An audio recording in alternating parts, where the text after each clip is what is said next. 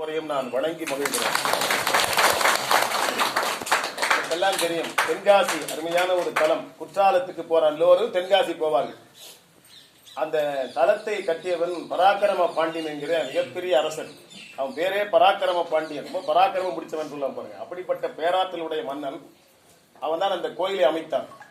அந்த கோயிலை அமைத்த போது அங்கே ஒரு கல்வெட்டு வைத்தான்.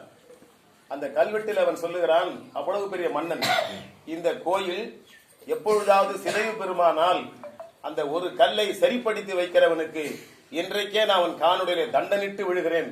அவன் திருவடியில் என்னுடைய பாதத்தை அவன் சென்னி மேல் அவன் திருவடியில வைத்து என் சென்னியை அவன் திருவடியில வைத்து வணங்குகிறேன் என்று கல்வெட்டை பொறித்தவன் பராக்கிரம பாண்டியன். அப்போ ஒரு கோயில் அமைக்கப்படுமானால் அந்த கோயிலை பராமரிக்க வேண்டும் என்பதை எவ்வளவு முக்கியமாக அந்த மன்னன் கருதி இருக்கிறான் என்பதை நம்மால் உணர முடிகிறது. இதற்கெல்லாம் முன்னோடியாக நம்முடைய நாவுக்கரசர் பெருமான் உழவாரப் பணி என்று தலங்கள் தோறும் சென்று உழவாரம் என்ற ஒரு புல் செதுக்குகிற கருவியை வைத்துக் கொண்டு எல்லா தலங்களுக்கும் செல்லுகிற தலங்களுக்கெல்லாம் உழவாரப் பணி செய்த பெருமகனார். வாயில் தேவாரம் கையில் உழவாரம் என்று வாழ்ந்த பெருமகனார். அப்போ கோயிலை எவ்வளவு திருத்தமாக வைத்துக் கொள்ள வேண்டும், அங்க இருக்கிற புல் பூண்டு செடிகளை எல்லாம் நீக்கி அன்பர்கள் அந்த இடத்தை வளமாக வந்து வணங்குவதற்கு ஏற்ற வகையில அந்த தலத்தை நாம் பாதுகாக்க வேண்டும் என்பதை நம்முடைய திருநாவுக்கரசு நாயனாரும் பராக்கிரம பாண்டியனும் நமக்கெல்லாம் உணர்த்திருக்கிறார்கள்.